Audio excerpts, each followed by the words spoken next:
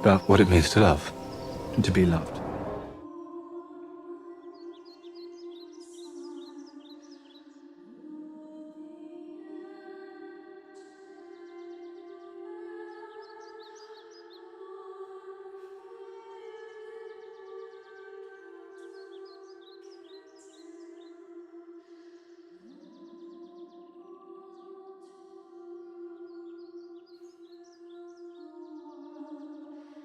Hi, Gavan and Melanin. Welcome to my channel. If you are new, my name's Kimberell Eventide, and yes, I am an Elvican. So I really truly admire Tolkien because I came into this world resonating with his world of elves. And I didn't really discover that until I actually read his books and, of course, the other old fairy folktale and legends of the past. So I thought that I could give a unique perspective from somebody that is very, very connected to Tolkien and feels a familiarity with his imagination and seeing his same kind of visions that he has of the different creatures in his mind. And he really has been a big influence in a lot of people's lives. I am not the only Tolkien Elvican out there. And so welcome to my channel. I'm going to do this movie review here. So let me begin with the facts. So this movie was actually directed by Dome Karuksky, I hope I said that right, with Nicholas Hoult, Lily Collins, who played Edith Bratt, and Nicholas Hoult was Tolkien, and a few other well-known faces. You could see them in there. And really well done movie. It moves in a slower pace than other movies. So I went today on a rainy day in Chicago, and there were maybe 4 people in the movie theater. I went to a matinee. But I dressed like an elf in honor of Tolkien for him to see that he's inspired people. So wherever he is right now, he can see that his characters live on and on in the hearts of many. And so what I really enjoyed about the movie was the soundtrack was amazing. It was absolutely beautiful. It was very subtle, and I really liked kind of the sound effects, because when he would look at the trees, he would kind of hear sometimes the ants kind of groaning. I'm not going to give away too much, but I just wanted to give a little bit of detail. So my husband said after the movie, said it was really done by somebody who's very artistic. And yes, that's the general feeling. It's very artsy. There's a lot of CGI effects, and you really get a glimpse of what was inside of Tolkien's head, and you see his imagination, come to life in front of you. So I really appreciated that. It was beautifully done, and the tone and kind of the cinematography of it had kind of a Lord of the Rings vibe in a lot of ways. So it really went very nicely, I think, with the Peter Jackson's vision of Tolkien's as well. Quick note on his name. Many of us pronounce his name a little bit lazily. We say Tolkien, and that's because when you are forced to say Tolkien, it changes your your ethnicity. It changes your geographical region in a bit, because Tolkien is more of the Dutch way of saying his name, and it stems from his Dutch-German background.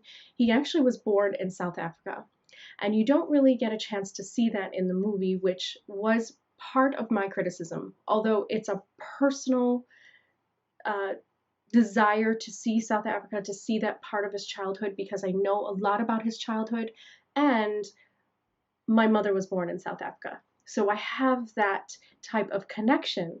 My mother's side was Dutch, and she came from a family named actually Fairy. It's Fourie, but it's actually Fairy. And then my father was Irish, Great Britain. So his ancestry is from there, and my mother's side is Scottish and Dutch. So that's my mix when I came into the world. And so I feel this kinship to him in being a South African. The reason why I wanted to see his childhood was because he has a very interesting turn of event when he was a very, very young child. So he didn't stay in South Africa for a long time. I think he was only there until his toddler years. But what happened was he actually got bitten by a tarantula in South Africa, and he fell very ill for a long time. And he said that his childhood was filled of like illness, on and off illness. So he had some kind of maybe allergy to the spider bite or something. So that caused him to lie in bed and read fairy tales a lot. And one of the books that he talked about in his Tolkien letters of Tolkien, where it is definitely a wonderful book for those who love Tolkien and really want to just learn as much as they can about his life. I love this book and I use it a lot in my videos. And one of the things that he talks about is that he really learned a lot during his time when he was a very young child about fairy tales. And the movie includes that with his mother, you know, being a great storyteller, but also the blue fairy book, the red fairy book, and a whole series of different colored fairy books. This is a very old series. I think it stems from like the 1800s that he absolutely loved. And that was kind of his start of inspiration to writing fairy tales. So that was a big part that I think the director missed an opportunity to show. Now, I'm being super critical here because I wanted to see South Africa, but I do feel that the director made that personal choice because he wasn't in South Africa for a very long time. And then they moved to England. So he was really brought up in England, but he was born in South Africa. So that would have been nice to see. I understand maybe what Dome was thinking, because maybe it was too hard to go to South Africa and film. I get it. So that was the only type of thing that as soon as I was watching, I was like, where's South Africa? So that was one of my instant kind of criticism there. But a lot of the critics, I think, have been really harsh. And with biographies, you have to watch it because it is about his life. And no matter the way that you kind of see things, I mean, these are the facts. And I think that Dome did a really great job of showing kind of the progression of his ideas into the Lord of the Rings and actually writing them down. One of the themes that was really heavy throughout was his friendships with his fellow boys that he met, because as soon as from South Africa they moved to England, and in England his mother died, and his father actually died in South Africa through rheumatic fever before they went to England. So when they went to England, then the mother was raising them as a single mom. And I guess she befriended a Catholic priest. And so you see this relationship form. And I think some of the criticism was coming from some of the Catholics and Christians that were hoping to see his faith really displayed in the movie. And you don't get a chance to see that, but you do see how it kind of shaped his values with who he was raised around. So he grows up mainly in an orphanage, and he meets all these boys and he becomes great friends. So the theme is there of friendship and fellowship and you know, just sticking together through thick and thin. And that's a theme that then enters into his stories of Lord of the Rings. And then you get a chance to meet Edith Bratt, which was his wife, and you learn about their love, and she was an orphan herself. And so they actually met in the orphanage, which I think is really beautiful. And they decide to have a life together, but then Tolkien goes off to war. And during the war, he's, you know, starting to question things about life. And you get all of that in this book. You really see that. The director did a great job of showing kind of what was happening inside of his mind. It's I said to my husband, I was like, it kind of looks a little like he's delusional, but I get what the director was doing. He was trying to show outward the images of kind of how he was seeing war as symbolized as kind of an unnecessary dark machine of money and power and greed in the world. And that's what he writes about in the book. So the director was kind of following that. So that was nicely done. But I think that the main thing that I truly appreciated was the beautiful love story between Edith and him.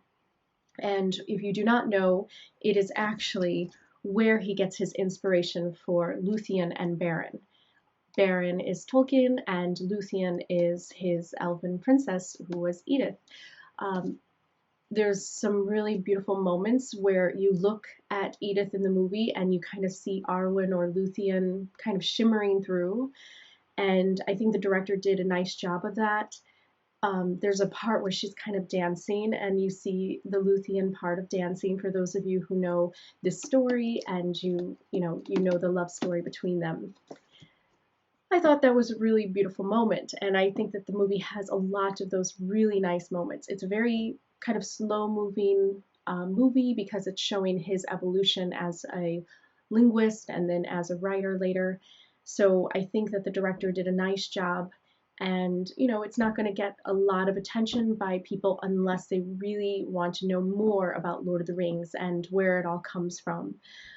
But he is one of the most popular writers in the world, and he's influenced so many people. So I think that this movie was really a great thing that had to come out. And I think that the director did a really great job. So I give it a elf thumbs up for those that are interested in seeing the movie. I think that it is worth it to see in the theaters as well as rent when it comes to you available on TV. And I think I will buy it because I would love to have it in my collection with all my Middle Earth movies that I have. I just think that it's a special movie, and it's one that I could watch again and then see the references throughout the movie of what he does later in his books, because there are a lot of those kind of inside jokes, and I had some Tolkienites in the back of me who knew Tolkien very well, and so they were laughing at different parts of the movie that were kind of a foreshadowing of different characters in different situations. And so we were kind of laughing together, and I liked that. That was fun. There is no mustache. Tolkien actually had a mustache, so that was an interesting choice to not put Holt in a mustache. So for those of you who might be criticizing that appearance, I will say that Holt had kind of like the shadow of a mustache. I don't know if I was just imagining it or if it was actually really there, but I thought that was interesting. So I think that it's worth it to see, and I do recommend it to any of those who just love Tolkien. You keep him in your heart. There's a really beautiful part at the end that actually made me cry. One of the other criticisms I would say is that I love Tolkien as his older version of himself too, so that is really what I was hoping to see more, because as he got older, you start to see a little bit of this Bilbo Baggins character within him, smoking his pipe, and as I provided some pictures in the very beginning, standing outside of his lovely garden, and you see this kind of hobbit-like personality evolve in him. He's kind of all of the characters in one, and so that's something that I would have loved to see, is kind of his older, later days in the movie. But who knows? Maybe there'll be a part 2.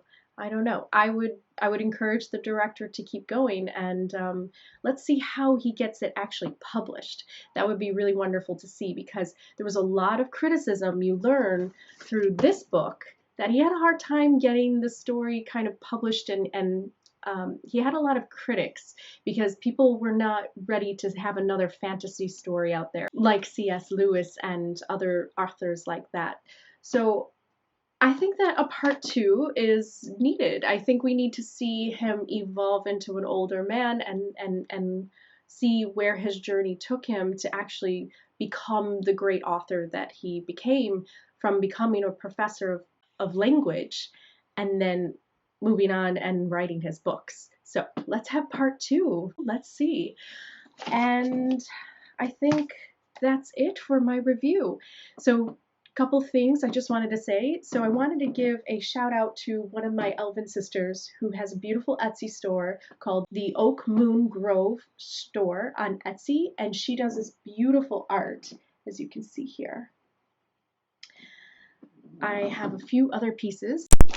She sent me some samples of her stuff. Incredible stuff. Absolutely incredible. I love this one. A star seed. Beautiful. Absolutely beautiful artwork. Joy is amazing, and she has been a subscriber, and I'm always really touched to see and learn of so many talented people that come to my channel, and I'm happy to display her artwork today.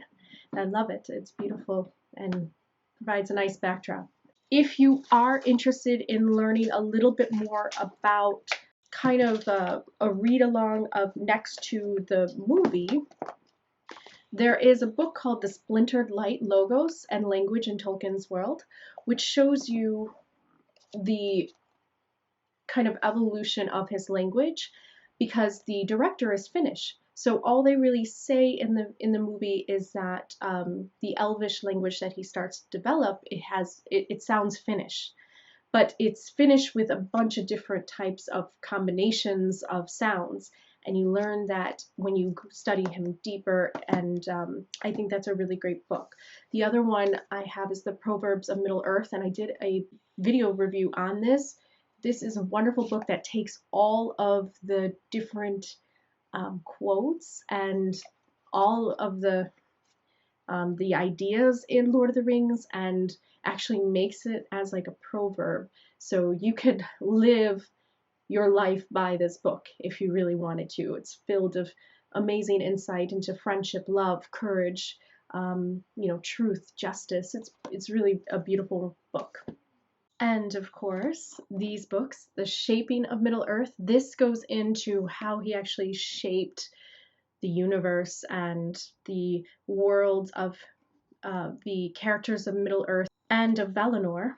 And so I think that this is a great book for those of you who are interested in learning more about kind of the way that his imagination created all of what you see today in books. And of course, the Silmarillion. There was some nods in the movie to this, so I highly recommend the Silmarillion, because you won't really understand the whole looking up at the star kind of time in the movie. I'm not going to give too much away, but yes, the Silmarillion is a wonderful book for those of you who just want to learn more and expand your knowledge on Tolkien. And I just want to say that for those of you that feel that love has been lost in this world, or that you look around and you feel that there's no such thing as true love, because one of the things that makes Tolkien very special to a lot of people is he walked the talk. His stories were not just make-believe, but they were actually coming from his own life. So the love that he shows in The Lord of the Rings is a love that he had for his wife. I'm getting almost teary-eyed thinking about it. And I think that when we look at the modern world, we forget that that type of love can exist, that fairy tale romance, because it truly can. And Tolkien is as evidence and proof of that.